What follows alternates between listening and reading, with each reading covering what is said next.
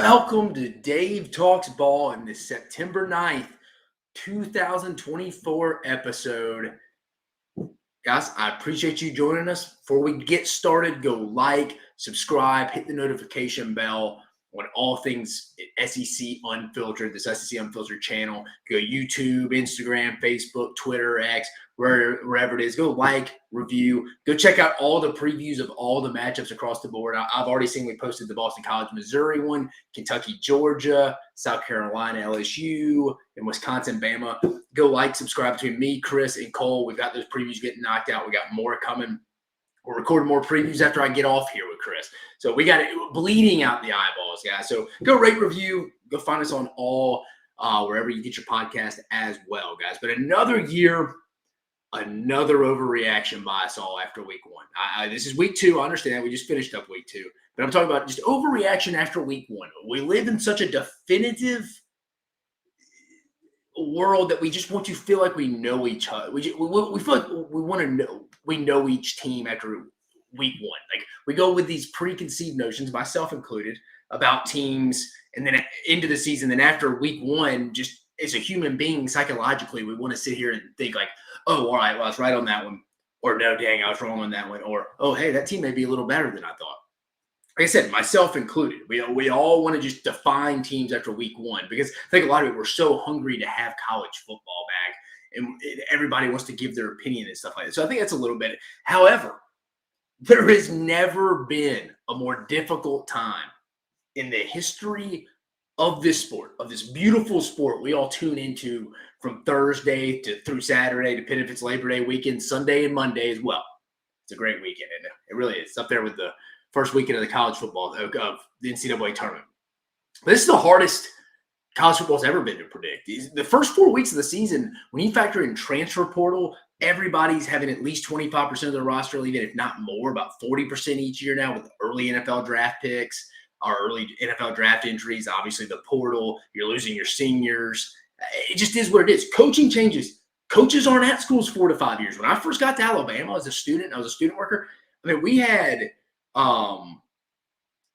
the same coach. Joe Panunzio was there for a long time. Jeff Stoutland, who was the offensive line coach, was there for a long time. Burton Burns was the running backs coach, except when Robert Gillespie came at Alabama. There was continuity every year.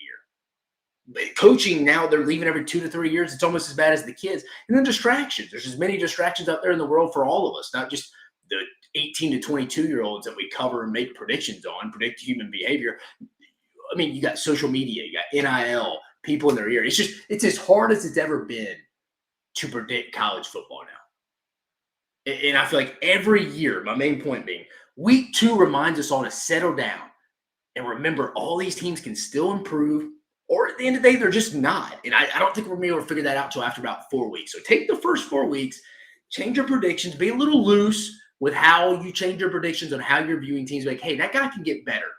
Hey, I don't know if that guy can get better. I'm talking about Kentucky there a little bit. Like, I don't know how well that can be, just being an example. But a guy like Lenore Sellers, I think he could continually improve if Dow Logans works the offensive system around him. You got to be a little bit open-minded on how things are going across the board, across the sport now. Again, it's as hard as it's ever been. That is where the good to great teams separate, though. Week 4, how good you are, and forget teams improve from week 1 to week 2. I think it's about week 4 now there's much change. But again, guys, I'm your host, Dave Shumate, longtime college football personnel director in the SEC, and you're here for episode 3 of Dave Talks Ball here from the SEC Unfiltered channel. But on today's show, we'll recap all week 2 action. Again, I'm not going to just break it down, give you a box score. We'll talk about each game because I'm going to kind of milk it. I'm going to kind of filter in each game as we go on through the different segments I do. So we'll talk about each game, but I'm not going to bore you with the box score stuff you've already seen. Also, we'll do a new segment where Dave was right, where Dave was wrong. We'll give out coordinators of the week. I have to give out 3 this week, but we'll get to that one in a minute. Where it was won, where it was lost. We'll go to some film. We downloaded a bunch of this stuff from my YouTube TV. I couldn't get the all 22 film. Couldn't get it all, and I didn't want to do some of them on 22. I got 2 teams to send me it, but I couldn't do it for all of them. So I'm just going to use the YouTube TV, my recording, to show you. It's about 1 clip where 3 games where it was won, 3 games it was lost. Could be a coaching decision, could be a player decision, could be a game clock decision, stuff like that. And then money-making weekend review, not good this week, guys. 3 for 7. I think week 2's been very unkind to me. Week 1's always been fine. Week 2, though, some close losses. Some games I would still probably bet again, but we got to be better. We got to be better. I think we're 9 for 14, 9 and 14 on the season. We'll be better again. I mentioned week 4. It's hard as ever to predict, but stick with me. We're going to talk about my losses just like we do when we talk about my wins. But before we get started, guys, remember, this show is sponsored by MYBOOKIE.ag. Go to MYBOOKIE.ag and use code SECU at sign-up to receive a special welcome offer on your first deposit. Guys, there's plenty of things to bet. If you want to go bet on Monday Night Football right now, I mean, you could do it. The Jets-Niners game, go do it. If you got college football, there's a lot of them. We'll talk about a little bit of the lines looking ahead to week 3. Plenty of stuff to go bet on. Please go use our friends. Go tell them your buddies over at SEC Unfiltered sent you. MyBookie.ag. Use code SECU for a sign-up for a special welcome offer your first deposit. Guys, send questions, comment. Appreciate you, fellas. On to the gray, baby. He's in here every night. I appreciate you, brother. What are we talking about here? We'll get to Oklahoma, Houston here. Yeah, fella's got a busy, he's talking a little Oklahoma. We'll show him on the screen, though. Fella's got a busy work night. Just wanted to put my 2 cents in. Have a good show, brother. I'll be listening. Appreciate you listening, brother. It means a lot. Appreciate it. Boomer Sooner was a rough week for the Sooners on offense. Kind of had to get it going. A little disappointed in the Sooners offensively. Seth Luttrell and the boys against a bad Houston team who got railroaded the week before in Houston against the running Rebels of UNLV and the fighting Barry Odom. So a little disappointing if you're a Sooner, but hey, defense keeps showing up. Some things to work on, but the offense. You're right. You're right, brother. But appreciate you listening. But let's get to it. Starting off, new segment. Where I was right, where I was wrong first or week 2. So let's start off with the positives. Where I was right. Tennessee big over NC State. I said that my prediction was 42-14. It just wasn't a good matchup for NC State because Grayson McCall, who Auburn wanted, I know that's been brought up since Peyton Thorne struggled. He doesn't stretch the field vertically, and I think Auburn would have ran into the same problem. I always said, if you were Josh Heupel, you go for the throat early, you get up big. After you had that pick 6 and they went up, 17-3 in the second half? The floodgates. Once Tennessee got up double digits, it was going to be hard for the Wolfpack and Dave Dorn and Grayson McCall and them to come back.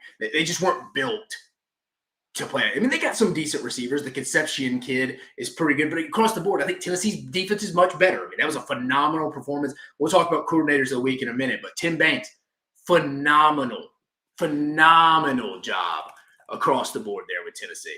He's done a good defense. Him and Rodney Garner really built that defense, especially from the front to the back. That was an impressive win for Tennessee. I thought it would be like that, but it was even more impressive watching it. Once they got up 2 scores, it was over. Because that's just not how NC State's going to go. If NC State was going to win that game, they were going to have to be up or within a possession of the entire game, and the flow of the game would have to be like that. I just never really felt that. I never really felt like that was possible. That's why I thought the train would get away from them once Tennessee got up double digits. Just didn't play to it, so I feel like I was right on that one. Texas would do their thing in the big house against Michigan. Thought that would happen. 7.5. Felt pretty good about that. Yeah, Texas, I hate to say this, guys, but they kind of had your Ted Bundy serial killer hitman type vibe. It was like a serial killer vibe. You go in there, the heart rate's barely above. I loved how College Game Day. I love when College Game Days at some of these 11 a.m. games, and we'll see it this week with South Carolina LSU. They put the camera on the bus when they're getting on the bus, and they show them coming to the stadium. They did it for the Georgia Tech Florida State game week 0 as well. But you could see like Sark was kind of just in his vibe, headphones sitting there.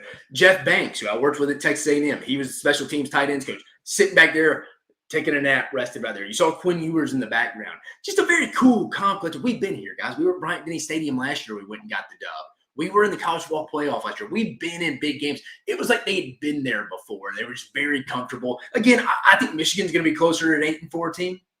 But I also think at the same time, Texas looked really good and would definitely be a top 4 team in the country right now. And I feel good about them having a real shot to win the national championship, win the SEC. They look as good as anybody. I think Quinn Ewers is the leader in the Heisman clubhouse right now. Again, it's week 2, long way to go. But Quinn Ewers, I think, is going to be that X factor for him this year. He is that dude. We'll talk about that and where the game was won. I talk about I'll bring up the film of Quinn Ewers making some plays. I think he's kind of the difference. He's going to drive defensive coordinators freaking nuts. He is just by they're going to feel like they schemed up the perfect call against Steve Sark. He's like, all right, we out-tricked Sark, but you know what? Just a little movement in the pocket. Oh, there's Quinn Ewers stepping to his left, making a play. Oh, Gunnar Helm touchdown. I mean, Wheat Martindale, I don't think was awful on Saturday. It's former Baltimore Ravens, DC, and DC for Michigan right now. It wasn't terrible. Again, just Quinn Ewers, I think, is taking that next step. He talked all offseason about how he changed his diet, got with the nutritionist. He's not eating Chick-fil-A anymore. That's his loss, in my opinion. It's delicious. But again, I get it. We're trying to go win a national championship, win the SEC now. But it sounds like Quinn Ewers is a very matured kid, taking it a lot more serious. At least that's what he's saying. Again, people give Jimbo Fisher as much hell as you want. I've heard Nick Saban say this. Your actions speak so loud, I can't hear what you're saying. That's what's happening with Quinn Ewers this year. He's not just talking it, he's walking it as well this year. Again, your actions speak so loud, I can't hear what you're saying. That is what Quinn Ewers is doing this year. And the last, where I was right, Mississippi State, the run game, the defensive line could probably be the worst unit they've had in 15 years. That's probably saying something. It's more of a compliment, honestly. Because you got guys like Fletcher Cox, Jeffrey Simmons, Montez Sweat, Chris Jones. They've been loaded for years. I mean, probably the most success from a defensive line standpoint. I mean, Alabama always puts out how much money they've made players, and that's an awesome marketing thing. Mississippi State, their marketing tool could be like, hey, how many defensive line? What's the contracts of our guys that have played at Mississippi State that play on the defensive line that are in the NFL right now? I mean, it's unbelievable. But again, this group, not very good. Some of it's scheme. They like that three-man front. Heupel hired Coleman Hutzler over from Alabama, who's going to run the three-man front because, again, that gives him Jeff Lebby. Gives Jeff Lebby and Josh Heupel is what I meant.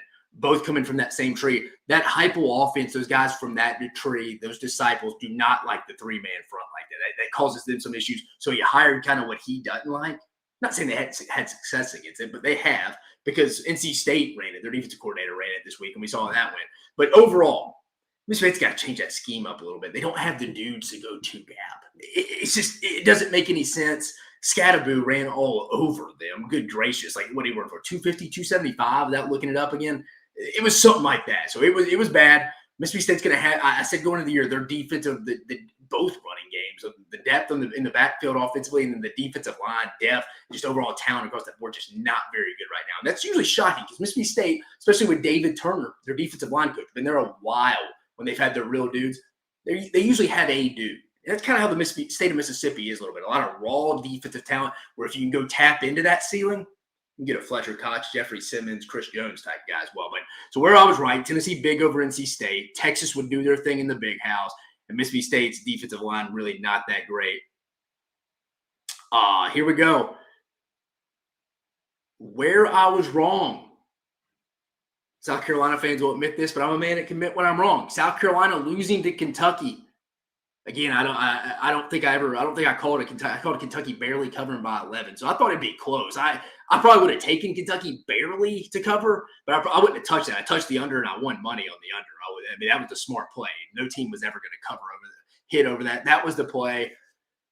South Carolina's defensive front just dominated, dude. Just dominated. Dylan Stewart, Kyle Kennard, TJ Sanders, Bookie Hunley. They all balled up front. Kentucky's offensive line, really bad. Kentucky's offense in general, really bad. I mean, you have the injuries up front. They affected the game. Jalen Farmer's on his butt. We'll talk about that play here in a minute on where it was won, where it was lost. I think it was Boogie Huntley put him on his tail. Who else you had on there? Jagger Burton got whipped a couple of times by TJ Sanders. I mean, it was a meet you at the quarterback for Dylan Stewart and Kyle Kennard. If you're not familiar with Kyle Kennard either, I know Dylan Stewart's getting a lot of the shine, but Kyle Kennard's the Georgia Tech transfer. He's a baller just as well. So, I mean, that was just a complete domination. Defensively, Kentucky did well in the backfield. I thought both teams would have a chance if they controlled the line of scrimmage. Both teams did. I thought if you told me South Carolina were to win the game, it'd probably be exactly how it happened like that. I mean, it was kind of like the defensive line just dominated across the board. That's what had to happen. It wasn't just to keep them in the fourth quarter. South Carolina controlled that from start to finish. I mean, they out-physicaled Kentucky. They made them quit. I mean, after South Carolina went up 11 to start the second half, it was over. It was over. I mean, across the board offensively, for Kentucky. I mean, Bush Hampton caught a bad game. Brock Vandegrift could never get comfortable. He was bad. I mentioned the offensive line. Receivers, I don't really know because they didn't really get much of an opportunity. But overall, South Carolina, a dominating performance against Kentucky. Dominating performance, hook, line, and sinker. We admit when we're wrong. That was a dominating performance against Kentucky.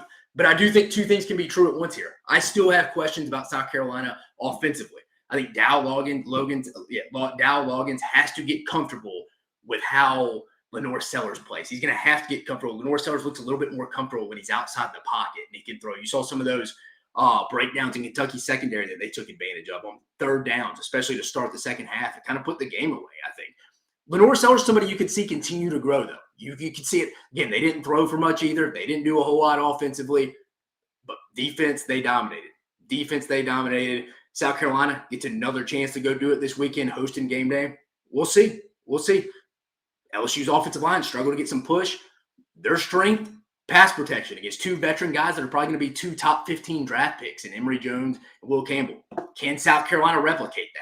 I mean, you're not going to replicate exactly what you did against Kentucky because LSU on the offensive line side is bad at Kentucky, but just be pretty solid, be effective. It'll be interesting to see Dylan Stewart when he faced Will Campbell. Dylan Stewart's a complete freak, though, but massive win for Shane Beamer. Man, Kentucky that was one of the worst offensive performances I'd seen in my lifetime. At this level, you throw for 40 yards. So I think tip of the cap to South Carolina, but at the same time, if you're a Kentucky fan, you got to be a little concerned, folks. Madison Duncan, you need a green screen. When you talk about each team, you can change the background, represent, or show over your shoulder. Yeah, brother, I think most of these podcasts, everybody now kind of has their backdrop now. But appreciate you listening, Madison. Thank you, though. Appreciate the advice. Yeah, we'll take it up one day, but just getting the new studio room set up. But I appreciate you listening. Sorry, boy or girl. I know Madison can go across the way, but I appreciate you listening, Madison Duncan. First, where I was wrong, South Carolina losing to Kentucky, big one. Let's see if they can replicate it. Next, Auburn over Cal. I think everyone was wrong about this. Again, similar to Auburn. Similar to Kentucky.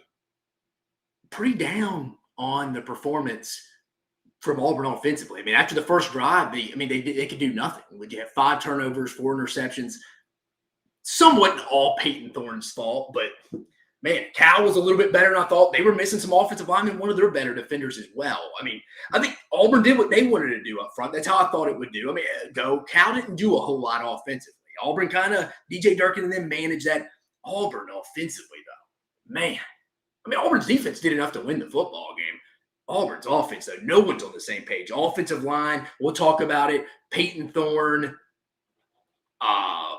Peyton Thorne can't read any blitzes. He can't call checks. Nobody's on the same page. Cam Coleman's hurt. No one knows it. Peyton Thorne's throwing to him. We're running wrong routes by Keandre Lambert-Smith. It was all over the place, man. It was all over. It was a bad display of offense. Not as bad as Kentucky. I don't think anybody's going to beat the Kentucky offensive performance. Probably, I'll put that. We won't see another performance. Unless you went to the local middle school down the street, you may see that. But that was an embarrassing performance by Kentucky. Auburn, not too far behind them, just a little bit better. But that loss, man, most Auburn fans did not expect that. I didn't expect them to lose to Cal. I don't know how pretty it was coming off last year's, 10-6, 14-10 win right off the – it was an ugly game last year. But Auburn, man, that was an ugly loss. That's a game that gets people a little uncomfortable, makes their game in 2 weeks when Arkansas comes to town a must-win. And right now, I know Arkansas lost to Oklahoma State, a game they should have won. I think Arkansas looked better than Auburn on Saturday. And again, like I said, heading into the pre-show, guys, it's harder than ever to predict college football, especially in the first 4 weeks, especially week 1, week 2, week 3. Give it week 4. Give it week 4. New rosters, new coaches, distractions. It's never been harder. But, man, and Auburn could get better this week. They could. We'll see. He's already talking about maybe making the move to Hank Brown. He's talking to Hugh Freeze essentially threw Peyton Thorne under the bus today, if you go listen to the press conference. And he also mentioned Derek Nix and Ken Austin calling good plays, but I thought Hugh Freeze was calling. Sometimes he confuses me. Contradiction. We'll talk about what that loss for Hugh Freeze meant here in a minute. But then finally, last thing I was wrong about, Mississippi State getting the win in Tempe, and I don't even know why I picked that, if I'm being honest. I was telling Chris Phillips, Cole Thompson, I was like, why? I don't even understand why I picked that one good. After I submitted to the graphics, I was like, why did we pick this, dude? Like, again, I knew they'd run the 3-man front. Arizona State was probably better than I thought they would. Kenny Dillingham and the boys did a good job. The Scatterbo kid is unbelievable. Just your true. It's almost like he needs a choke collar, dude. The guys out there just playing. He's like your Jacob Hester. Guy was just running over people in the run game. There was nothing Coleman Hutzler in that Mississippi State defense that I'm real down about, especially the defensive front that I talked about. And again, the points aren't going to tell the whole story for Mississippi State here. Like, yeah, and again, they ended up giving up. What was the final in that game? Let's go back here. The score wasn't as – yeah, I mean, 30 points. Mississippi State's probably because, I mean, I took the over in this game too, and it didn't hit. It was at 59.5. They ended up at 53. But, I mean, Mississippi State gave up a bunch of points. I mean, a bunch of yards over there. I mean, they gave up how many rushing yards? Let me pull up my data here. Yeah, I mean, 428 total yards, 359 on the ground. I mean, my guy, Scatterbo, went for 33 carries for 262, folks. He was single-handedly better than the Kentucky offense, folks. But no, I was wrong about that. I don't like that one. I didn't change. I had my reasons going into the Kentucky-South Carolina game. I just didn't know Kentucky would be that bad offensively. I knew South Carolina was good up front. Did not think Kentucky was that bad offensively. I mean, Kentucky's probably going to lose 4 straight conference games here in a minute. I mean, we'll play Georgia, Texas, Ole Miss, and I'd have to go in Tennessee, I think. I mean, it ain't going to get any easier for Kentucky. Kentucky's legitimately going to probably have a losing record this year, folks. It's not a good football team. We'll talk about it a little bit more down the road. But, yeah, just some bad offensive performances this week, folks. But that's where Dave was wrong, where he was right. Again, where I was right, Tennessee big over NC State. Texas would do their thing in the big house. Mississippi State's defensive line is not going to be very good this year. Where I was wrong, South Carolina losing to Kentucky. Dominant win by the Gamecocks. Give them credit. Hey, they gave themselves another opportunity to go have another big win with College Game Day at Williams-Brice Stadium. Start 2-0 in league play. That'd be big. It'd be big. It's possible. I mean, LSU reeling a little bit. Got a little out physical by Nicholls State. Jacoby and Guillory, interior defensive tackle. I talked all offseason. LSU's interior defensive line is an issue. They can't be losing bodies. If you or me were in that position room, it would be a loss just off of pure body. Jacoby and Guillory was one of their better guys. Not an overall great player, but again, you just can't be losing bodies when you're that thin. Auburn over Cal, I don't think really anyone even predicted that one. And then Mississippi State getting the win in Tempe. I'm just totally disgusted and disappointed in myself in this one, guys. That's on me. I apologize, folks. That is on your boy right here. Sorry, Mississippi State letting us down. Let's go quickly recap some of these other games around the league. Quickly, we talked about it a little bit. We had the reaction videos. If you want to see immediate reactions, go check out Cole and myself's immediate reactions to most of the SEC games this past week. But Oklahoma State getting the 39-31 overtime dub over Arkansas. This was a game, man, 21-7 at half. You feel like Arkansas is doing everything possible. I was texting with an Arkansas staff member at halftime. He's in the locker room making, what'd you think? I was like, dude, it couldn't have gone any better for y'all. I feel like y'all should be up more a little. I was like, for you to lose, probably everything's going to have to go wrong in the second half. Well, I would be surprised if Sam Pittman didn't bring me up in staff meeting today, boys. Let's blame that loss on Dave Shoemate. That sorry, you know what? He said whatever had to – it had to be all net. Everything had to go against us in the second half for us to lose. Well, by gosh dang it, they did. It did. Some of that by self-inflicted wounds. We'll talk a little bit about some of those coaching decisions there on fourth down here in a bit. But impressed with Bobby Petrino in that offense. They did good things. Taylon Green, going to be a little inconsistent, but they're going to – seems like Arkansas was very similar to how they were last year. They're going to be in games, but they're at that kind of peak at the road, probably a little past that, where it's like they can't win close games against solid teams. I mean, that would have been an incredible win for Arkansas to start off 2-0. Feeling really good going to UAB this week before they go on the road to Auburn. They feel really good, man. They feel really – now it almost makes that Arkansas-Auburn game, I think, next week a win just from trying to create some momentum internally. Again, guys, I talked about transfer portal. Momentum internally within your program. Trust me when I say this, is as important as ever. If you start 0-3, 0-4 in league play, a lot of guys start checking out and they start, hey, Apollo Creed's trainer in Rocky IV when he's getting his face beat in by the Russian and his trainer's wanting to throw the towel in. It's that kind of stuff. But no, they need that one. Defense had its chances, but when they needed to stop, they'd get a pass interference call. They'd jump off sides. They just didn't get it done in the second half. And they did it. Give Oklahoma State credit. They did it. But I wouldn't be shocked. I think Arkansas is better than Auburn and Kentucky, and I think I would probably take Arkansas to beat South Carolina right now, if I'm being honest. If they play tomorrow, I mean, I know South Carolina people aren't going to admit it, but we're objective and honest on this show. I have no problem with South Carolina. I have no problem with Arkansas. I have no problem with Auburn. I have no problem with Kentucky. I'm just calling it as I see it as I go back and watch these games. There's the middle of the SEC is very interesting. I think there's already a gap, top 4 teams between Texas, Georgia, Tennessee, and Ole Miss. And then I think you got a gap. And then who's 5th, 6th, Alabama, Missouri. We're waiting to see what LSU is going to do. We'll see LSU, South Carolina this week. We'll get a lot of answers from both those teams answered. We'll get a lot of questions from both those teams answered this week. But no, I think Arkansas, again, they lost. There's some things they can clean up. They just beat themselves. They just some things. A muff punt when you're up 8 and you're getting the ball back, your defense gets a stop. That can't happen. Jumping off sides on a 3rd and short. You're getting a PI when you get off the field there. It's just stuff they beat themselves across the board. Taylor Green not getting aligned right. Running backs going the wrong way. Bad snaps. Just what went wrong. Whatever could go wrong went wrong for the Razorbacks. You see some stuff you like. They just got to create some kind of positive momentum. Texas getting the 31-12 win over Michigan. It didn't feel that close. Offensively, I mean, Sark's just a precise surgeon, dude. Just the way he operates. Again, I was a little bit worried about the Texas red zone offense. It wasn't great last year. They don't have big receivers this year. Guys like Matthew Golden, Silas Bolden, Isaiah Bond, Ryan Wingo. They're not big guys. They don't really have anyone over 6'2". And again, you need big bodies in the red zone. They don't have that, but he finds ways. They lost C.J. Baxter preseason. Well, Trey Wisner and Jaden Blue, welcome to the club, guys. I mean, welcome to the club, folks. I mean, Sark is literally doing whatever he wants offensively, dude. The X factor this year is, though, guys, the big difference is Sark and the boys trust Quinn Ewers with their lives. And I don't blame him, dude. The guy's got a lot of swagger. He's got more swagger than you want to give him credit for. He's kind of that silent assassin right now, dude.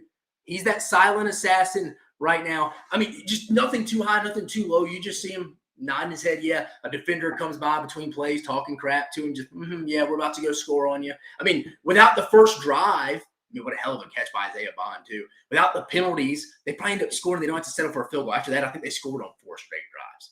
And a lot of just Quinn Ewers, you could call a phenomenal play on defense, and he's gotten so much better inside the pocket. And we laugh, but it's probably because he changed his body, took the weight room more serious for the first time in his college career. Again, like I talked about earlier, he talked about in the offseason he was not going to eat Chick-fil-A as much anymore. He got with the nutritionist, was going to be disciplined, be on that strict diet. That stuff you don't see behind closed doors, no one sees it, but it comes out on games like that at the big noon kickoff when you have Gus Johnson and Joe Platt and the boys. When you're on the big stage, stuff like that pans out. I'm a fan of Quinn Ewers, dude.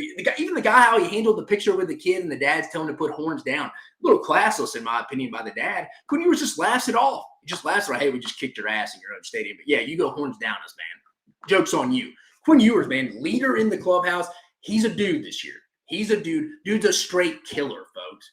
He's that quiet little kid, your next door neighbor. You're like, oh, Quinn Ewers, look at him, man. He's always been a little bit of a trouble kid. Can't be consistent. No, that got changed over the summer and came to the first day of school ready to kick ass. That's what happened.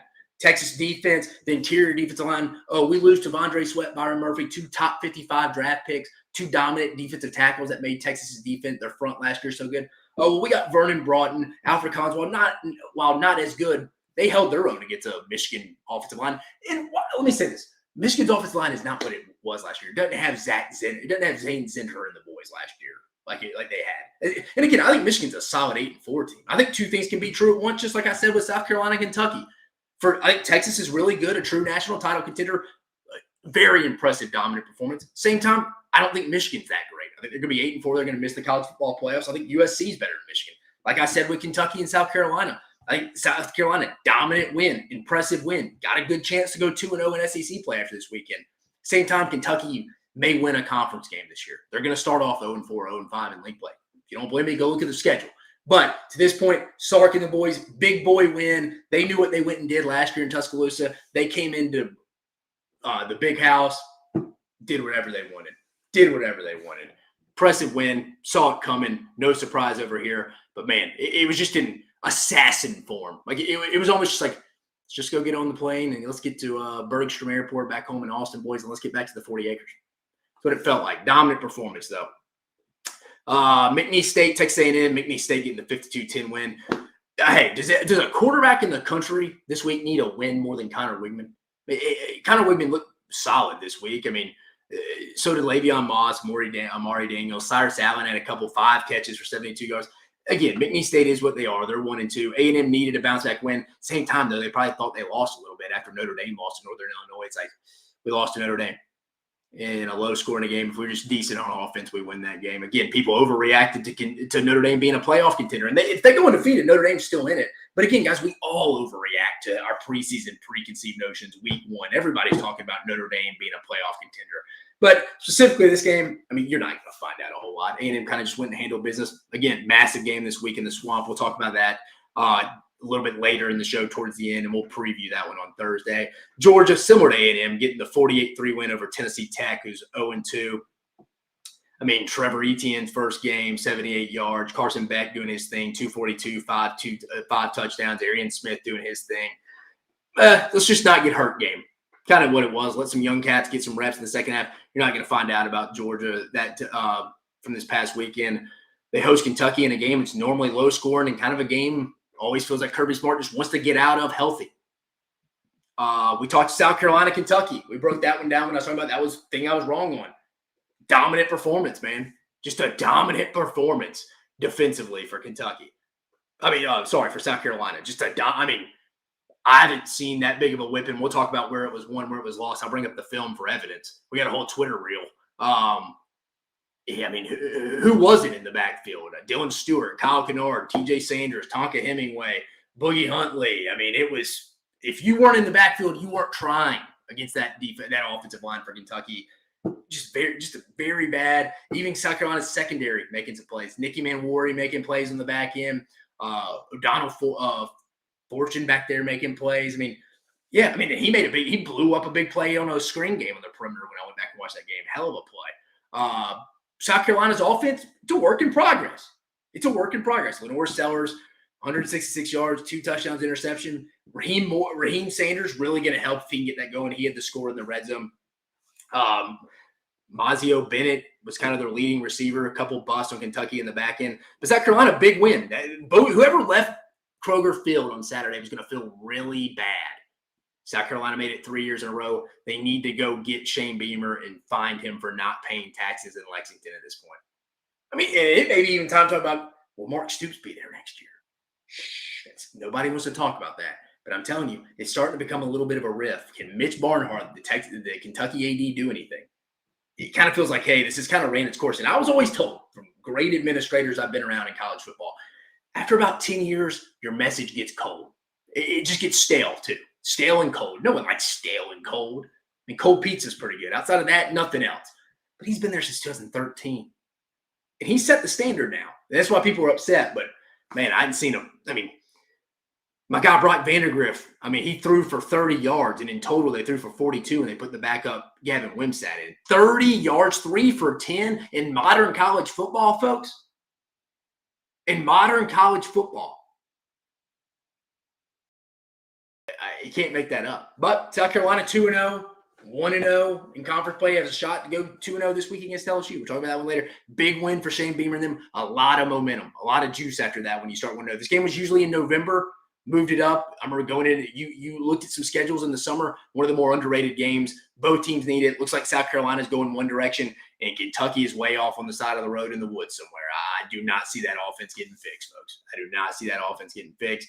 We talked about some, too. Cal getting the 21-14 win over Auburn. It probably really wasn't even that close. Cal was the better football team. DJ Durkin in the defense kept him in. Keldrick Faulk, big-time ball player, can make plays on the edge. They kind of did what I thought they would do on defense. Again, DJ Durkin's always going to have a solid defense. It's the offense, man. And I don't know if it's Hugh Freeze, Derek Nix, Ken Austin calling the offense, because Hugh Freeze never really says. Talking about pulling Peyton Thorne. He blamed a lot of the misplays on Peyton Thorne. You can tell Hugh Freeze real frustrated if you go watch his press conference. I get it. But, man, we'll talk about where it was won, where it was lost here in a minute, right after this. But just felt like Peyton Thorne can't pick up blitzes. There's no communication to the offensive line. They're slide protecting the wrong way. Receivers don't know what routes they're running to. They're putting hurt players in. The quarterback doesn't know he's hurt. We're going to him. They didn't run the football enough. I mean, I think Jarquez Hunter is one of the more underrated running backs, but you could tell he was getting a little frustrated. You go back and watch the film. On these angle routes he's running out of the backfield, he's half-assing it. He's checked out a little bit. The offense is checked out. They have to get something going. I know people want a quarterback change. I don't think Hank Brown's the answer. He had a solid game in the Music City Bowl against NC State. He did. Not NC State, Maryland. I'm sorry. When Maryland beat them bad in the Music City Bowl last year in December. But Hank Brown's more of a statue. If you take him out, no one will respect the run game from the quarterback. No one will respect it because he's a much lesser athlete than Peyton Thorne. At least right now, teams are having to respect Peyton Thorne in the read option game. That's my only reason why I would not go. I saw Hugh Freeze saying, hey, Peyton Thorne's the better practice player every week. What do you want us to do? Like, well, Hugh, you got to figure it out, man. You got to figure it out. That's a worse loss than New Mexico State was last year. That was a worse loss than New Mexico State was last year, folks. I mean, it was. It completely was. Oh, shoot, our producer. We got to get this on here. Let me put this on real fast. Sorry about that, folks. We'll get to it in a minute. Coordinators of the week next. Sorry. Yeah, I mean, you got to get it fixed. And I don't think it's Hank Brown. I don't, dude, because he's limited athletically. That's at least what Peyton – just because Peyton Thorne's bad doesn't mean the next guy's better, folks. I know everybody's always – their favorite player is the backup quarterback. It's just not the case here, I don't think. I think that would make Auburn's offense worse if you can believe it. If you can believe it. We talked about that one, though. Again, Auburn disappointing. Worse than New Mexico State, folks. That's a worse loss than New Mexico State. We'll get through it a little quicker. Ole Miss 52-3 win over Middle Tennessee State. Controlled that one. Jackson Dart, 377, 1 touchdown. Henry Parrish, big day. Went for his vacation to Miami for 2 years. Went to Miami, transferred back. Trey Harris, big day. Ole Miss doing what they got to do. They got the big one on the CW right after Dawson's Creek this week, boys. They play Wake Forest in Winston-Salem. Missouri getting the 38 win over Buffalo. A little bit bothers me with Missouri. Brandon Cook's got to start hitting these shots. It's like when Steve Kerr draws up a play. It'd be like if Steve Kerr drew up a play for Steph Curry from a basketball analogy standpoint in the corner wide open. He misses it. Brady Cooks leaves some points on the board at times when he overthrows his receiver. Nate Noel, Marcus Carroll. I think those two running backs, that dynamics could be better than Cody Schrader, I think, overall. Theo Weiss with a big day. Hey, their schedule a little more difficult than we thought now. Boston College, top 25 team, Bill O'Brien and the boys rolling in this week. And then Vanderbilt, who's probably going to be undefeated heading in. If they can go get a win at Turner Field against Georgia State. We all thought they would walk into Kyle Field undefeated. And I still think Missouri will. Schedule's a little bit more difficult now. They get the 38-0 win over Pete Limbo in Buffalo. Florida, 45-7 over Samford.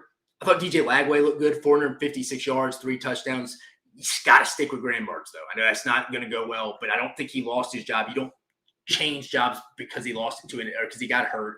You factor DJ Lagway in, but you have a very short leash. You have a very short leash with Graham Mertz, though. Like if the first 3 possessions aren't going well, which it may not, because that right side of the offensive line with Crenshaw Dixon and Damian George is not great. Texas A&M, Mike Elko are going to try to affect them, and there'll be a good shot they will. I mean, A&M's favored by 3.5 in that game. Florida can't take a lot from this one, but DJ Lagway impressive. I mean, he was making throws, dropping to the bucket that would have been completed if they were playing Tennessee. Just like I said last week with Nico Iamaleava, when he was dropping dimes against UT Chattanooga, that he would be dropping dimes against NC State. And that was a very average game for him. But Florida getting the big one. Bama, South Florida, 42-16. This game was much closer than this. It was a 1-point game in the fourth quarter. Bama brought Elijah Pritchett on to play right tackle. It's not the only reason why they started having success, but they scored 3 times in 6 plays. Jam Miller kind of took over the second half. Ugly game, similar to last year. Give Todd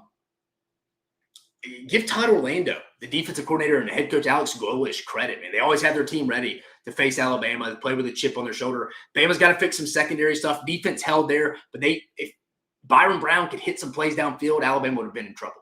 They would have. Jalen Milroe didn't look comfortable. Some of it was on the offensive line. Obviously, Wilcom Formby did not look good. Will Bama have Caden Proctor at left tackle back when they go to Madison this week to play Wisconsin and the Badgers and Luke Fickell and the boys? That's something to keep an eye on. That's when they're best. They need that group, and they were moving Tyler Booker out to left tackle. Wilcom Formby is not it, but not surprising. They moved Elijah Pritchett in, and they scored 3 times in 6 plays in the fourth quarter. Just saying. It's not the only reason, but just saying Bama gets the win. Not pretty, though. Vanderbilt 55-0 over Alcorn State. Can't gather much of that. Diego Pavia doing a good job as well. Tennessee, I mentioned 51-10 win over NC State. It's the defense, man. Rodney Garner and Tim Banks, that defense doing phenomenal things. I thought Nico was pretty average, 211, 2 touchdowns, 2 interceptions. Could be better, force some stuff, but he will be better. Dylan Sampson, they need an RB2. I really think they do. They probably will end up having an RB2. Tennessee will be fine from that perspective. But, I mean, Dylan Sampson, dude, he's put on some good weight. He's put on some good weight this offseason, folks. There's no denying it. I was worried about his frame holding up a little bit, but again, I don't think he can do it by himself. They're going to need someone to step up. Who is it? I think you got a couple options here. I mean, you got Cam Selden, Khalifa Keefe. I think Deshaun Bishop, if he can stay healthy. Maybe you see Peyton Lewis a little bit. But he needs some help. Impressed, though, with Dylan Sampson. We got a couple more games. LSU Nichols. LSU getting the 44-21 game. LSU loses Jacobian Guillory, Achilles injury. Again, that hurts because that's a body. It's not really that Jacobian Guillory's awesome or great. It's just you're losing bodies, folks. And that interior defensive line, they'll be playing true freshman Dom McKinley. He's not ready. He didn't dominate in high school, folks. Go watch the film. He ain't ready to dominate as a true freshman. Name me one true freshman that has came in freshman year and dominated on the interior of the defensive line. I'm not talking about Dylan Stewart. I'm not talking about Davian Clowney, South Carolina fans. I'm talking about the interior where you had an impact. I was at Auburn with Derek Brown just down the street in Charlotte, North Carolina for the Panthers, their best defensive player. When he was a freshman at Auburn, dude got yelled at by, speaking of, Rodney Garner, who's Tennessee's offensive line coach, defensive line coach, every week. He didn't know what he was doing. I mean, every day, Derek Brown would be playing palms up defense. Like, man, what am I doing wrong? This guy's always on my ass. It takes a while to get adjusted, guys. The further away you are from the football, the easier it is to get on the field early. Running back, receiver, stuff like that. It's not the interior of the defensive line. LSU got bullied a little bit. 7.5, 8.5, that's a lot of points South Carolina's getting at home at Williams-Brice Stadium. I do think LSU is going to be the team a little bit more hungrier coming into that game, though. A little hungrier. And they have to have this game. South Carolina doesn't have to have this game. They just don't really want to go look bad in it. College game day, national television is going to be there. LSU needs this. They can't start 1-2, 0-1. Can you imagine the Louisiana media if they lost to South Carolina this week? It's not disrespect South Carolina, just in general. LSU does not start 1-2, 0-1 in league play. They don't care if they opened up with USC than Alabama. Big win. It's a big week for Brian Kelly. Oklahoma versus Houston. Oklahoma getting the 16-12 win. Struggle bus on offense, folks. Houston's not a good team. They're 0-2. UNLV, Barry Odom and the boys skull dragged in the week before. It's not a great team for Willie Fritz in his first year, but Oklahoma's got to get the offensive line and quarterback situation figured out. They have to. The defense is fine. I probably have the least amount of question marks of any defense in the league with them. But offensively, Tennessee comes to town in 2 weeks. They got one of the best defensive fronts in the conference. Could spell trouble with Josh Heupel's return. The offensive line's a lot worse than I think a lot of people expected. I thought it may be a little bit like this, a slow start. Sooner fans were a little bit more confident coming in. I get it. Some other people were too. But Bill Bedenbaugh, the offensive line coach, got his work cut out for him, and so does the offensive coordinator at Oklahoma as well. Everybody has something to work on. For Oklahoma, on offense, that was terrible. That was terrible. Emmett Jones, the receivers coach, got stuff to work on. Seth Luttrell, the offensive coordinator, they all do. But 16-12, leaving a lot to be desired. We talked about it. Arizona State getting the 30-23 win over Mississippi State. Didn't give up as much points. Overs didn't hit. Blake Shapen, they'll be fine. Offense will be fine. They need to get a run game going. I'm worried about that run game defensively. The run game defensively, I think a lot of teams are having success against them. Cam Scattaboo, 33 carries, 260 yards. That's a lot, folks. That's a lot.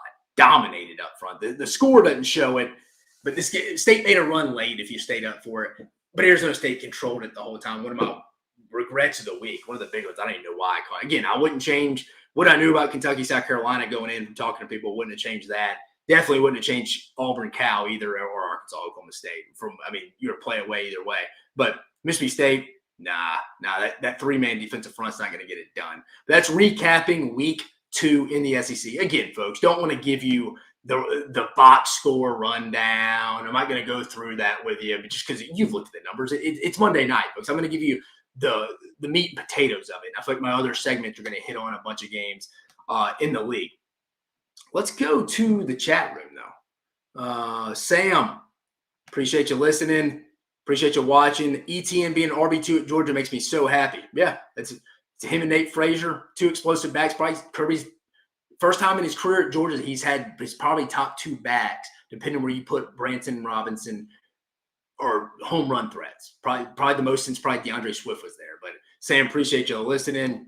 Madison Duncan giving us the halftime for Monday Night Football. Appreciate that. Appreciate you listening. The Niners up 16-7.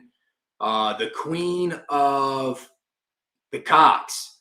LSU's defensive front is going to get beat up by Rocket Sanders, especially how our guards pulled.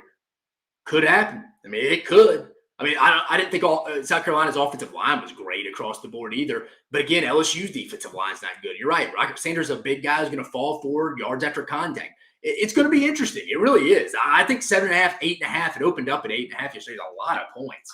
It is. I mean, I could see a path to victory where LSU covers that, but you could draw up a lot of different scenarios in this game. That Jacoby and Guillory injury is massive, folks. I keep saying it. The interior defensive lineman out for the year for LSU with an Achilles tendon injury. Anybody they lost. You, me, Joey across the street, Rachel to the cubicle next to you. Bodies, folks. That's what LSU lacks and talent in that room, but bodies. It's not Jacoby and Guillory, some great player. They're losing people. I mean, if you're South Carolina, Dow Loggins, if you're Mike Shula, the offensive analyst, you got to be salivating at that, right? You got to feel like you want to attack that a little bit, right? And they're going to be aggressive on defense. That's what Blake Baker and LSU is known for. But the Queen of the Cox, appreciate you listening. The Queen of the Cox is out for the season, by the way. Oh, yeah, Derek Brown. Great guy, by the way. Phenomenal human being. Went to his wedding, actually. Out for the season. You're right. That does suck, man. That does suck for him. Came a long way. Probably one of the more dominant high school films I ever watched. Because if you watch the highlights, and then you go watch someone's cut up, which a cut up profile tape that we did in college, was the good, bad, and ugly plays, a lot of movement skill tapes, effort plays. When it looks the same as the highlight tape, which Derek Brown's did, that's when you know you're dealing with a good player, folks. But yeah, Derek Brown sucks. He's hurt. One of my favorite players I've ever been around. The Queen, she's back, baby. South Carolina wants this more than anything. They've wanted for a long time. This game will propel us to the season we all needed as South Carolina fans. Yeah, I mean, let's be honest, guys. South Carolina wins Saturday. 7-8 wins is realistic at that point. I mean, 7-8 wins is realistic. I mean, let's pull it up. I mean, I know you got after that you have Akron, and then you got who? You got Ole Miss, Bama, Oklahoma, bye week, A&M, Vandy. Then is it 9? Then somebody in non-con, and then what? Missouri and Clemson. What is it? Yeah. So we got LSU. You win this. Akron, they'd be sitting there at 4-1. Let's just say you lose to Bama and Ole Miss. Hold on. 1, 2, 3. You're 4. You're 4-0. Sorry, 4. 4-2 after Bama. Just say you lose to Oklahoma, which, I mean, it's kind of a trap. Our guy Cole Thompson talked about it. It's a trap game for Oklahoma. It's the week after the Red River shootout. When they go 2 Texas, win or lose, it could be a trap game. Let's just say hypothetically they lose, though. Let's just say hypothetically. So what? They're 4-3. Let's say they get out A&M. A&M's not figuring it out. 5-3. Vandy on the road. Vandy's better. Let's just say 6-3 for argument's sake. 6-6. 7-5. You win this week. 7-5 is real. I mean, that's sitting right in front of you. 8 wins with a real opportunity, too. I think because if South Carolina rolls into that Clemson game with really no pressure to go get to 6, if they're not rolling in with – because I heard talking to people close to the program last year, there was a lot of pressure on them rolling into that Clemson game where they got the big goose egg put up against them because they were sitting on 5 wins. They were sitting on G, waiting on O to get to 6. That's just – it kind of is. I've been around teams that are kind of like, man, can we go get that 10th regular season win? But if they already at 7 – a lot of pressure is going to be off. You never know. Clemson has offensive issues. It felt like, but shoot, they put up 60-something points on App State. Georgia's defense probably really that good. But, yeah, you win this week, folks. You win this week. South Carolina's got a real shot to go win 7 or 8. Thank you, Queen, again for listening. Wesley Williams, I think Tennessee is going to destroy Oklahoma. Wesley, I appreciate you listening. You're right, man. Preseason, I had that one as Oklahoma winning. Now, I don't think they can score enough points. Do you? Adding this in like a typical Tennessee defense Heupel's had. They're good up front. They were good last year up front. Secondary has been kind of the question, but I think even this year, secondary just has to be pretty average. Just has to be pretty average. But I appreciate you listening, Wesley, or watching, Wesley. I agree with you. Right now, I have a hard time predicting Tennessee losing that game. On's the gray, baby. Do you think Oklahoma defense is still in the top D-line player, got the SEC D-line player of the week? Yeah, I think that I think the Oklahoma defense has the least amount of question marks of any team in the league across the board. You got Ethan Downs on defense. You got Stutzman, Kip Lewis at the second level. You got Peyton Bowen, Woody Washington, Billy Bowman. I mean, you got a lot of dudes on that. I mean, that have played a lot of football in Brent Venables' system. Add in the new DC, Zach Alley, who's essentially the Glenn Schumann to Kirby Smart to Brent Venables. It's very similar. I mean, I still think the defense is fine. They're going to keep them in every game. It's offense has to get focused. And again, I'm not blaming Bill Beaton, but they lost a lot. But Seth Luttrell's got to get it figured out with Jackson Arnold as well. But again, Hans the Great, I appreciate you listening as always, brother. The Queen said it. She's right. OU defense is legit. Queen mentioned again, this is going to be Rockets' breakout game. Could be. The Queens held Deion Walker in check. That's one of the hardest things to do in the SEC. I don't necessarily think South Carolina dominated Kentucky on defense, though. I mean, Kentucky was in your backfield as well. So, and again, Deion Walker's an effort thing. His motor. Watch, Deion Walker will play the game of his life this week because he's playing Georgia. Watch, he'll won't take plays off. He plays other teams. He takes plays off at times. Again, one of the best defensive interior linemen in the league in the country. His is high motor. Got to play with a consistent motor. But I thought Kentucky had decent success against South Carolina's offensive line. Madison Duncan. What would it take for South Carolina to win the East? I promise you this year. I can guarantee it, Madison. I appreciate you listening. I'm just kidding with you. But I guarantee you South Carolina will not win the SEC East this year. You know why? Because there's not an SEC East this year. But I think South Carolina's got a chance to finish the mid-tier. Again, they win this week. 7 or 8 wins is real. The Queen, A&M, Candy, Missouri, and Clemson are all winnable games. Akron and Wofford need no discussion. Yeah, I'd agree. A&M at home, Missouri at home. They're due to win that game. South Carolina's due to win that game. And then Clemson, again, I think if they're already bowl eligible when they play Clemson, that's a lot of pressure off their back. Who do we got here? Hansi's back, baby. Pass protection was fairly decent Saturday. Jackson just sitting processing the field, down the field until it's late. Yeah, you have some guys beat up at the receiver spot. Again, I mean, this game against Tulane is going to be tough, man. I talked to some people at Tulane, their GM this offseason. They felt like they're going to get one of these Kansas State, Oklahoma games. I'm not ready to say they're going to beat Oklahoma because I think they probably, again, their depth's not as good as Oklahoma. They played a physical K-State game the week before. They're not going to have the guys that were as healthy against K-State as they'll have against Oklahoma. They'll be beat up a little bit. That was a close, emotional game. Tulane may not play as well as they did this last week. Just saying, if they just played Oklahoma last week or just this week and they played like McNeese the week before, I'd feel a little bit better for Tulane. It's just tough for them to play that kind of caliber of teams to K-State and Oklahoma back-to-back weeks. Madison, appreciate the Jets score again. But it's time to move on. Let's get to the new segment as well. Coordinators of the week. We're going a little longer because we still got one where it's lost. Coordinators of the week. We'll quickly get through it. I mean, I had to do 2 here. It's Clayton White, dominant 31-6 win for South Carolina and the Gamecocks defense coordinator. 5 sacks, 11 TFLs, only gave up 40 total yards of passing. Unbelievable numbers. Tim Banks, a 51-10 win over NC State, only gave up 143 total yards, was phenomenal in third down. NC State only completed 3 of 12. I think they were the storyline of the night, their big win. I know 51 points is a lot. Granted, the defense had one of them with a pick 6. 51-10 win, folks. Dominant. A lot of that was Tennessee. We called it. Listen, I'm telling you, I'm a bit high on Tennessee this year, guys. They're going to be a playoff team. I like them in every game but Georgia right now. I think Tennessee's going to be 11-1. But, man, 2 phenomenal performances on defense between Clayton White in South Carolina and Tim Banks at Tennessee. Just phenomenal defense performances. And then on offense, we got to go with Steve Sarkisian and A.J. Milwee on offense. It really wasn't a lot of great performances on offense, honestly. Outside like Ole Miss, but again, they're playing Middle Tennessee State.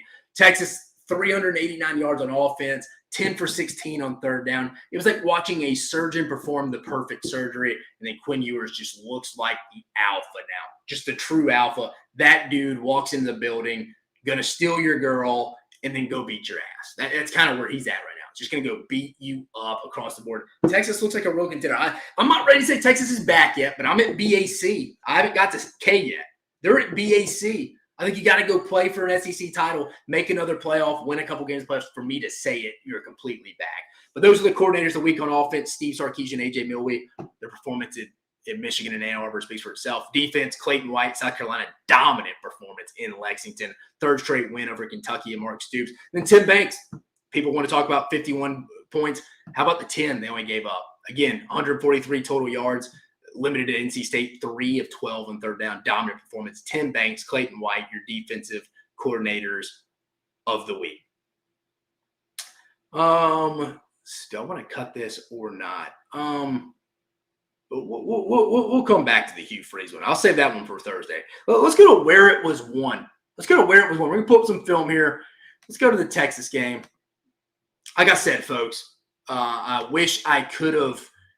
I actually got this game on the All 22. But again, if I'm not going to do all of it on All 22, I'm not going to do it here. I recorded it on YouTube, but here it is specifically for this game. Big situation here. I'll make it bigger. Just so you know what's going on here. It's a 2nd and 8, early 0-0. They score 4 straight after this. Let's rewind it here. So Texas here. What I love about this play with Quinn Ewers, and if I'm the defense of Michigan here, I'm frustrated. I'm frustrated here for Wink and them. Look, feel like you're trapping him in the pocket, making it just slips under, is aware he's not going to run past the line of scrimmage. Oh, there's Gunnar Helm across the board. That's the difference this year, folks. That's the difference this year. Is Quinn Ewers has a real feel for this offense, has a feel for the pocket. This is where this game was won. They went and handled business, got up 24-3 at half, and then they just sat on the ball in the second half. But it started because Quinn Ewers having a feel, that veteran presence, playing college football, and the best probably play caller in the country's system for his 3rd season now. He's comfortable. He knows the way to move around the pocket. He's familiar with his offensive line. Guys like Hayden Conner, Jake Majors, DJ Campbell. We know about Kelvin Banks, DJ Williams. We know about those guys. They're comfortable. Gunnar Helm stepped up in this game. But I just loved how Quinn Ewers just fills that out. 2nd and 8. This is massive here. And it's not terrible. I mean, he ultimately steps up. They lose him, but man, Quinn Ewers extends that play, makes it 7-0 Longhorns. They score 4 straight possessions here, score right at the end of the half, 24-3. After this play, it was all downhill. Texas with the dominant win in the Big House. And that's how it was won in the Big House. Go to the next one. I mentioned it here, guys. Let me talk a little depth here before we get here. When I say this, folks, oh, I need to share it. Hold on. I got to go back. Sorry.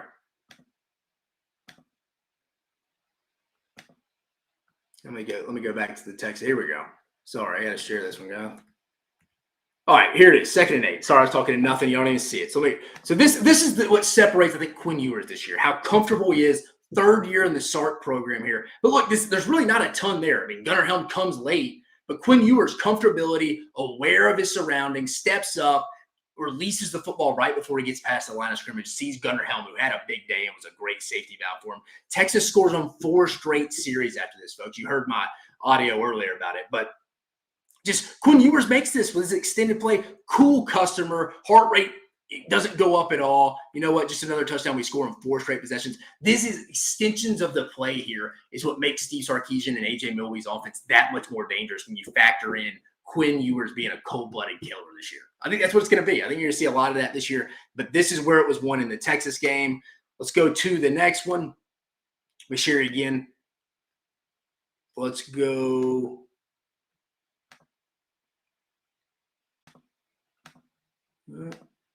All right, Tennessee one. This is what I'm talking about. The depth of the Tennessee offense here, folks. Just let it be known. My point being here, this is they get a big stop here. They're going to get the rock back. We'll rewind it. We'll give you time, folks. They're going to get the rock back. Again, you see it, 17-3. This is the series that the Wolfpack had right after the pick 6. And I'm showing you, there's 3 minutes left on the clock. Tennessee's itching to get the rock back. There's 2 minutes. 3rd and 2. If you can stop this, get off the ball, you get the ball back to Nico and them to try to go up 24-3, which you did at half. 3rd and 2, can you get off the field here? Remember, Tennessee's defensive line rotating dudes in like boxes of nerds, man. They're deep this year in the defensive front. Watch my guy, Big Omari Thomas here. Big 2-1 there. Come make the play from the backside like he's fresh right off the sideline. You know why? Because he was. Let me rewind that for you again, folks. That's a play people are going to take. People are going to take for granted. That's a play people are going to take for granted across the board there. Watch this. Watch this. Watch Big O here. 21. That's a hustle play there. But if he's having to play a lot and he's not subbing, he's exhausted. He doesn't make that play. Tennessee gets off the field there, gets the ball back, scores for the half, puts the game away. Again, Grayson McCall and them could not keep up. But what a play. What a play by Amari Thomas there. Again, folks, that's what depth does. Bryson Eason, Omar Norman Lott, David Hobbs, Amari Thomas, big 2-1 who's made it, Elijah Simmons. They're deeper than they've been since Philip Fulmer was there. Deeper than they've been since Philip Fulmer was there. The Queen said we can't see. You should be able to see it now. The first time I was in the Texas one, it wasn't pulling up. It should be. You should be able to see it now when I'm pulling it up. Let's go to the next one. Last where it was won. The last where it was won, folks. We're South Carolina fans, don't be too down. Don't be too down. I thought this was the best way to show it. This guy did a phenomenal job cutting this up, by the way. This guy did a phenomenal job cutting this up. All right. What do we got here, Carolina? 3rd and 3. Brock Vandagriff's doing nothing. Hey, what is this play? But South Carolina knew it was coming. I think South Carolina had some of their signals, and that's on Kentucky. But watch this play. The one I do love here is when I think it's Boogie Huntley puts Jalen. Yeah, watch this play. This is the play. This is how you win football games, folks, right here. It's how you win football games. Right here. Watch Jalen Farmer, the right guard, playing Boogie Huntley there. I believe that's Boogie Huntley right there. I wish I had an end zone copy of this. Dominating performance. Just puts him on his tail, affects the play. I mean, you don't see people like that in conference play just get put on their ass like that. I mean, we're rolling through. I appreciate this Kentucky fan putting this together because I wanted to cut this up, but he did it for me. I mean, this is one of the few plays Kentucky had, but you saw pressure was there. There's one here. TJ Sanders makes a big play. Again, this is the one I was talking about. O'Donnell Fortune making a big play on the edge. Oh, yeah, this is my guy, TJ Sanders, right here. Making the big play. The swim move. I mean, let's go back and watch that. Just swim moves. Our guy, Jagger Burton, who actually ended up going out with an injury. But Jagger Burton just getting whipped right there with the swim move. South Carolina's defensive line, I'm telling you, man, good. I know Carolina fans believe it as well. And again, I see people, nobody said it was going to be a blowout. I said it was going to be a close game. I think they back in cover. I mean, this wasn't some shocker.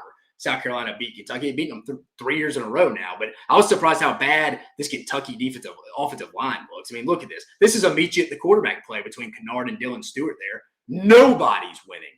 Nobody's winning. You factor in Gerald Mincy was going to be out. Jagger Burton without with an injury. It's not good. They were having to play the Dylan Ray kid. Again, South Carolina just dominated this game. So it was a meet you at the quarterback play. But probably my favorite play here was this one. TJ Sanders just doing whatever the hell he wants to do here, folks. Just doing whatever the hell, the swim move on my guy Jagger Burton before he went out with an injury. Bad day to be Jagger Burton. That's winning football, though, if you're TJ Sanders. I mean, the quarterback can't do anything. Kentucky's issue was the play calling, no protection. Brock Vandagriff looked terrified. Again, threw for 40 yards. You couldn't make that up. But that's winning football right there, guys. That is absolutely winning football there by TJ Sanders. So give him credit for that. That's where it was won. That's where it was won. Is it still not showing up? Should have been sharing my screen there. Still didn't show up on that. Interesting. Let's see why it would not show up there. But we'll keep rolling through. All right, let's go to one where it was lost. Can y'all see this? Can you see this? Oh, that's all right. There we go. All right, there we go. You can see this, right? Queen. All right, we're good. We can see this now. So where it was lost, you can see this. Let's play it.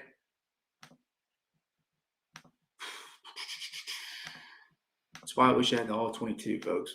Here we go. For this program, and you can feel it. This is the run game I'm talking about here if you're Mississippi State. A little bit. Again, look at the common theme here, folks. Look at the common theme.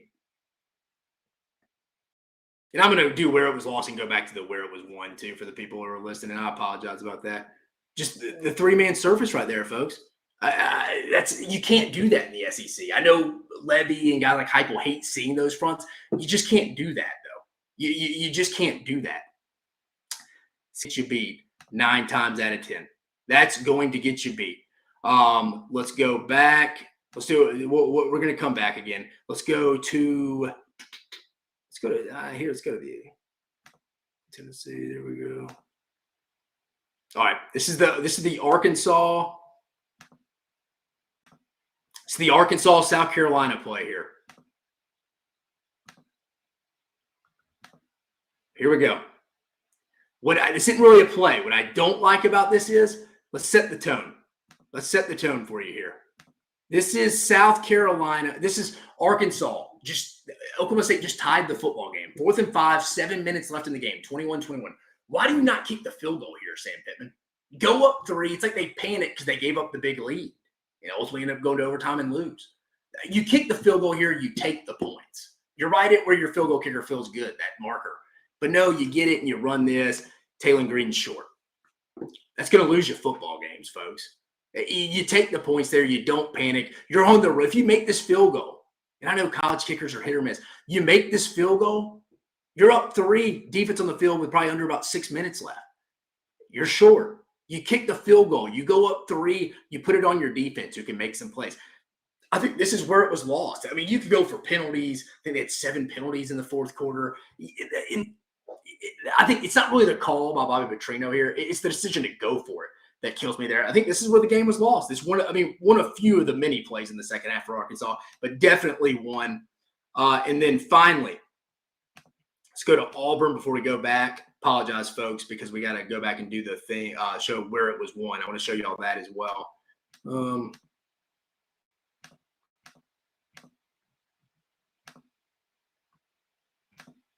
Here we go. Here's the Auburn one. Go back, share it. There we go. All right, 2nd and 7. As you can see, it's a situation here. Peyton Thorne, you can go 2 to the field, 2-by-1 formation here. 3 minutes left in the half, 2nd and 7. You're not doing anything offensively. 14 and 7. This is my problem with Peyton Thorne here. And it's not just Peyton Thorne. I mean, I think 3 of those 4 interceptions, some of them weren't his fault. He threw to Cam Coleman when he was hurt. No one told him. I can see where he may be frustrated at that. A receiver, I think it's Robert Lewis, ran a wrong route, and one hit off Cam Coleman's hands for an interception. But this isn't any of those. This is him not picking up this guy right here. I wish I had my marker on my drawing screen. You can see my mouse. The linebacker right there. Doesn't see him, doesn't communicate. He blitz, gets a sack.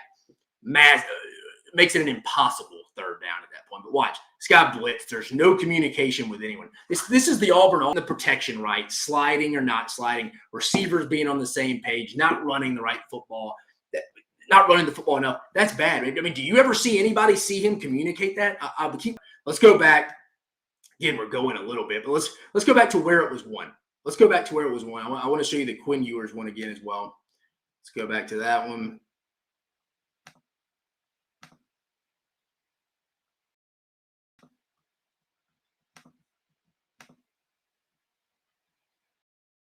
Whoop. What we had on that?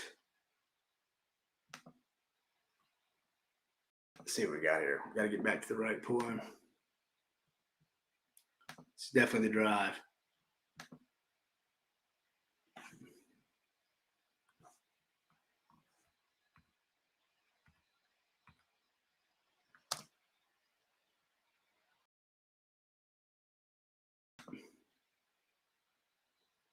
Find the exact play.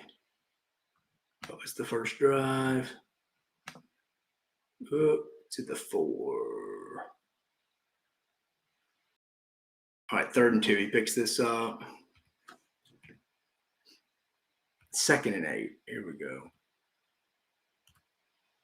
Sorry about this, folks. Here we go. Let me share it for you. Share.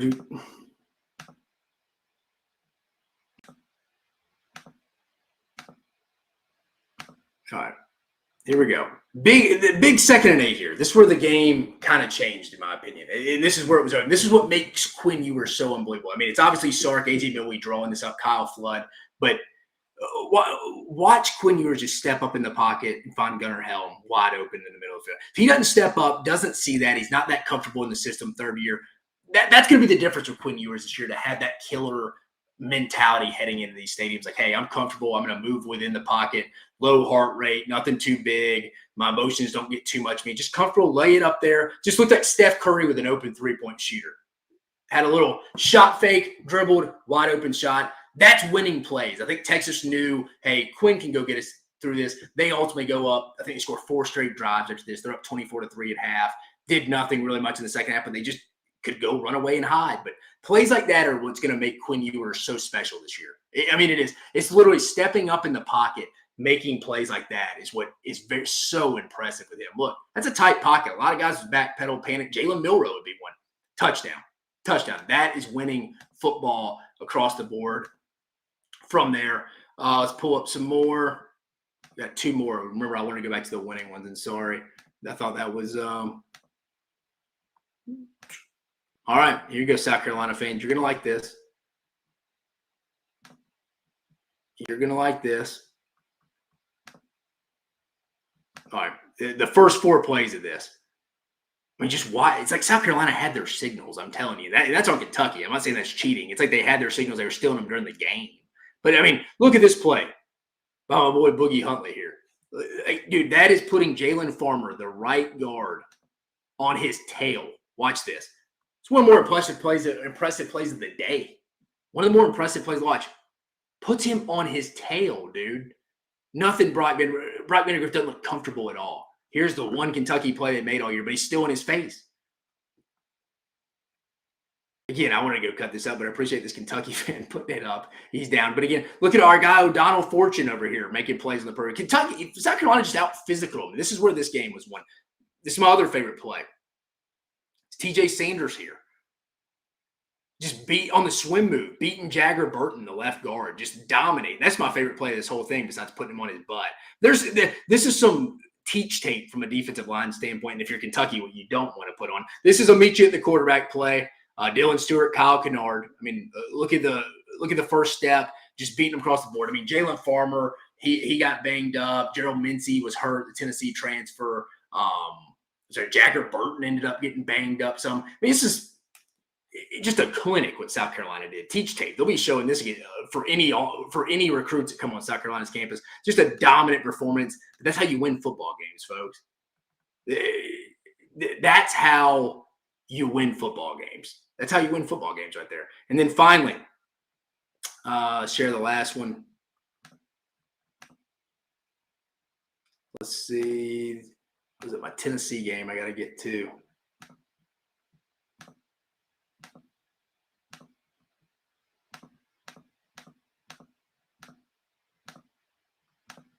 There we go.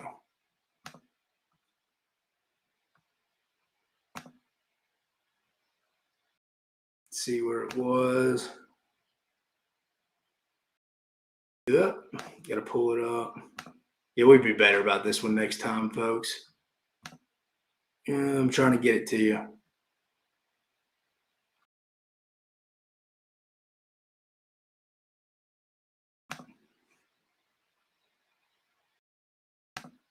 Let's see. Tennessee scores here. 17-3.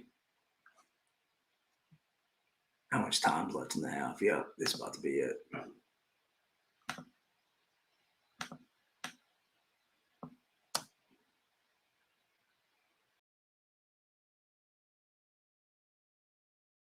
All right, this is it, folks. Let me share it for you. Share this over. This game's over.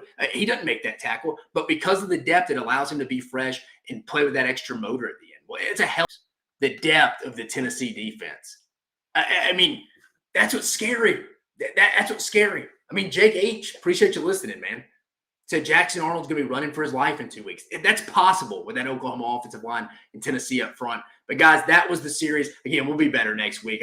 I want to get all 22 film, but I'm not going to show that all unless I can get it for all 6 games. But each week I'm going to do 3 clips on the film of where games were won, where games were lost. I hope you enjoyed that. Be a little smoother next week. It's just you getting YouTube TV. You wish everyone had access to all 22 film, but I'm not going to show it unless we have it for all. But I appreciate you guys tuning in. Queen, I appreciate you letting me know on that. Couple more things, guys. Before we get out of here, we'll review the Hugh Freeze stuff on Thursday. But money-making review real quick. Let's review it. 6 and 7 going into the week. We're 9-14 now. We're 3-7, boys. Wasn't great. Boys and girls wasn't great. Took Auburn -13, 21-14 loss. South Carolina, Kentucky won that. Took the under 43-37. That was one of our 3 wins. Tennessee -7.5. They won 51-10. That was my lock of the week. Felt very good about that one. Mississippi State, Arizona State over 59.5. Lost. They only got to 53. Yeah, maybe take that again. The one that killed me Friday night, I took Duke Northwestern under 37.5. They went into double overtime to beat me, folks. How do you lose that? That's just a tough beat. That's a Scott Van Pelt tough beat. Iowa -2.5. Felt good all game when watching that one, but Iowa State, Matt Campbell finally beat Iowa and Kirk Ferentz. Iowa State got the 2019 win. I was giving up 2.5 there. Nebraska -4 in the first half, dominated. That was a big win. Nebraska was up 28-0 against Colorado at halftime, won that bet, 28-10 final. Oregon just can't really get it going. I thought they would bounce back. Took them -19 against Boise. Boise hung in there, 37-34. That's big for Boise to potentially be the G5 rep if they were going to win the Mountain West. That's key because they played a close game against Oregon. I took Utah -14.5. They won 23-12. I mean, they were up back and forth over 14.5, so I don't feel bad. I would bet that one again. I'd bet that one again. And then Clemson, App State under 53.5. The final was 66-20, so an 86-point total. Give Georgia's defense credit. I mean, I didn't think Clemson would score a lot. I didn't think App State would score a lot against that Clemson defense. I took the under, feeling confident in that one. Maybe Clemson's offense is a little better than we gave it credit for. That's a little bit of a credit to Georgia as well. But if I change my mind, I mean, I'd probably take what I knew I would take Auburn -13 again. 1 South Carolina, Kentucky under 43. Loaded up on Tennessee -7.5 again. Mississippi State, Arizona State, as much as they're running, especially Arizona State this year with Scatterbo, probably not. Duke Northwestern, I lost that in overtime. I would take that again. Iowa -2.5. They lost by 1. They were up the whole game. I would take that again. Nebraska -first half. I won. Oregon 19. I took that. I was like, man, because I watched a little bit of Boise versus Georgia Southern week 4. That was a lot of points. Utah -14.5. I would take that again. Clemson, App State, probably not. But again, guys, rough week there. 3-7. We're going to talk about the losses too. We're not going to sugarcoat that. So we're 9-14. Big bounce back week heading into week 3. But before we get you out of here, let's head into a little bit of a preview. Of next week. Just briefly rolling in, or I should say this week. Just briefly heading into it. We know it. South Carolina hosting LSU, college game days, 11 a.m. on ABC. Currently, LSU was favored. Let's see. Let's pull that up. Schedule week 2. Let me pull up my lines on my Excel sheet here. Yeah, right now LSU favored by 7, over under 50.5. 7's a lot. 7's a lot. Jacoby and Guillory being out will be key. South Carolina would love to have it. They're going to be fired up off that Kentucky win. LSU needs it, though. LSU needs it. Can you imagine the start 1-2, 0-1 in conference for Brian Kelly in year 3? Where he openly states, judge me on year 3. Year 3's been good for BK at Cincinnati and at Notre Dame. I don't know about now. They got to win this game. I'm not sure. Jacoby and Guillory being out of the interior will be key. I'll be interested to see how Dow Loggins and Mike Shula attack that, and Shane Beamer, obviously. But we'll preview that one on Thursday. LSU currently favored by 7. Alabama at Wisconsin. That's the big noon kickoff with Gus Johnson. Bama favored by 16, over under 51.5. Bama should out-athlete them. They just can't turn the football over. Jalen Norwell can't take bad sacks. I mean, it's kind of a team. It's feast or famine still, just like last year a little bit offensively. We'll see. It felt like it was a bunch of 4 verts if you go back and watch the game against South Florida. They didn't really open the playbook much offensively. They really didn't. Tyler Van Dyke, quarterback of Wisconsin, what can they do against Bama in the secondary? Bama left some guys open last week. If Byron Brown, the quarterback for South Florida, could have hit some of those games, probably different. But I think Bama will win this game.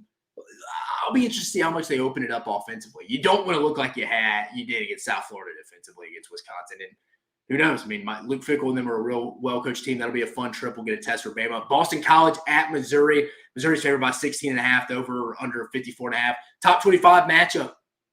Bill O'Brien, Thomas Castellanos coming into Missouri. Should be a good test. Spying, I think Corey Flagg, the linebacker from Missouri, spying Thomas Castellanos, a kid I signed when I was at UCF who transferred to Boston College. That'll be key. There. Brady Cook, hey, let's take the deep shots. Let's don't miss those if you have Theo Weiss and Mookie Cooper or Luther Burden wide open. I want to see him get a little bit better. But again, Missouri's schedule a little bit more difficult than we thought. Tulane and Oklahoma. Oklahoma favored by 14. point total 50.5. Does Tulane have the juice to go play this caliber opponent back-to-back weeks? They played K-State, an emotional, physical game last week at home. They got to take it on the road to Norman. Can they do it? Oklahoma's struggling on the offensive line. I think they're going to give them all they can handle. 14, that's a lot. I don't know, though. I could see it. That's an interesting game, though. Interesting game. I'd feel a little bit more confident in Tulane if they didn't just play K-State. They have the juice 2 weeks in a row. A&M at Florida feels like a must-win for both teams. Does a quarterback in the country need this game more than Connor Wigman? And does a coach in the country need this game more than Billy Napier? I mean, you can literally say it. Does a quarterback need this game more than Connor Wigman? He needs a game that puts him on the pedestal that he actually goes and performs in, and Billy Napier needs it. We're going to see some DJ Lagway. How short is Graham Merce's leash? A&M favored by 4 right now. Total 47.5. I don't think Florida's as bad as they showed against Miami, folks. I don't. A&M, they're going to throw a lot of different defensive looks against that Florida offense. Again, Mike Elko's never had a bad defense going back to his Bowling Green days as DC, Wake Forest, Notre Dame, Texas A&M. Obviously, it is at Duke. Obviously, the head coach, but still, he's involved in the defense. They're not going to be bad. Both teams need this one. UAB at Arkansas. Arkansas favored by 24, 59.5. Get right game against Trent Dilfer and the boys. I mean, Arkansas should handle this one. They got a big one against Auburn. Get Jordan Hare in 2 weeks. Ole Miss at Wake Forest. The CW. Ole Miss favored by 23, 63.5 point total. Ole Miss ain't going to really be tested here. They should do what they want to do against the Demon Deacons. UTSA at Texas. Texas favored by 35.5, a 53.5 point total. Could be a little sleepy game. Jeff Traylor and the boys want to come play it close. Texas off the big win. But, Texas is going to win this game. But, again, it could be a little closer than people think just due to where it is on the schedule. Vandy at Georgia State. Del McGee and the boys. Vandy trying to start 3-0 before they head to Como next week for an undefeated SEC showdown. Vandy favored by 10.5. Point total 46.5. You know what needs to be tricky? They need to be careful here. They need to take this one serious before looking ahead to Missouri. Georgia at Kentucky. Georgia favored by 24, 45.5 line. This game's always weird. It always feels like Kirby just tries to get out of this game. Now, Georgia could name the score if they wanted to because that Kentucky front, that offensive line's so bad. Brock Vandergriff, who was Georgia's backup quarterback last year, that's a little bit of storyline from Athens, went to Prince Avenue. I mean, Georgia can name the score here, but it's always a game I feel like Kirby wants to get out of injury-free. It's usually November. They head into a bye week next week before going to Tuscaloosa to play Alabama in 2 weeks. So, Georgia's probably like, hey, let's just – and I've heard they had one of the more physical fall camps they'd had, a bunch of nicks and bruises, not long-term injuries, but they're banged up going into the season in that Clemson game. They just want to get through this one. It's usually a physical game. I don't know how physical it'll be this year. It wouldn't shock me if Georgia just didn't cover. Kentucky hit late. I think it's something like 38-10. But this game's usually sloppy, run heavy. Expect much of the same. New Mexico at Auburn. It's not New Mexico State, folks. New Mexico, Auburn favored by 28, 61.5. Do we see Hank Brown? What does Peyton Thorne look like? What does the Auburn offense look like? They look on schedule. Is Peyton Thorne pointing out blitzes? Is the offensive line getting the slide protection right? Are the receivers running the right routes? Not running 7 yards instead of 9. Stuff like that. Got to be in unison. It's a get-right game for them, too. Toledo at Mississippi State. Toledo's not a bad MAC team. We saw what the MAC did against Notre Dame this past week. They beat Northern Illinois. Mississippi State favored by 11.5. Another trap game. Mississippi State probably didn't get back till 3 or 4 in the morning from Phoenix, from Tempe on Sunday morning. Probably sleepy. Their body clock's not getting adjusted. I'm telling you, Toledo's going to try to come in, Jason Candle and them and win this football game. Watch out for that line now. I'm telling you, if I'm a Mississippi State fan, be careful. Then the Golden Flashes, the fight Nick Saban's, Kent State head to Tennessee on the SEC Network. Tennessee favored by 49, 62.5. Tennessee could cover it if they want. Tennessee should win this football game, folks. Guys, I appreciate you joining us. Ladies and gentlemen, I appreciate you joining us. We covered a lot. I wanted to hit what the loss to Cal meant for Hugh Freeze. We didn't have time because we were talking about where it was won, where it was lost. We'll get those kinks figured out. Again, I want all 22 film, but if I don't have it all in 22, I can't do that. So it's probably be YouTube recorded again. We'll share the screen better next time. We'll get it right. Again, go rewatch it. It ended up being showed just a little bit later. We talked coordinators of the week, Steve Sarkisian, AJ Milwee. We talked who else did we give that to? We gave it to Tim Banks and the boys from Tennessee. Dominant performance across the board. Clayton White in South Carolina, a dominant performance across the board from that standpoint as well. Where I was wrong, where I was right across the board. Go back and listen to that. Like I mentioned, where it was won, where it was lost, and then money making weekend review. We'll get better. It's only week 2. Not too worried about it. We're 9-14. Not where we want to be, but again, guys, it's tough as ever to predict college football for all of us again, guys. But again, this episode of Dave Talks Ball is sponsored by our buddies over at MyBookie.com. Before we get out of here, guys, you want to play some wagers. It's heavy football season. Go to MyBookie.ag. Use code SECU at sign up to receive a special welcome offer on your first deposit, guys. But again, I'm your host, Dave Shumate, longtime personnel director in the SEC in college football, 9 years of college football experience, contributor on the SEC Unfiltered platform. Go like, subscribe, hit that notification bell, guys. Again, I know you're busy with life, with your work. You're not always going to remember when Dave Talks Ball comes on. We're always on 9 p.m. Eastern, Monday and Thursday. 9 p.m. Eastern, Monday and Thursday. But if you hit the notification bell, it'll pop up when I go live or when Chris drops anything or when Cole drops anything. Again, you got your own life. Let us come to you. So again, go subscribe, guys. It can't hurt. Find us anywhere you listen to your podcast. But guys, I appreciate you joining us tonight. You have a phenomenal week.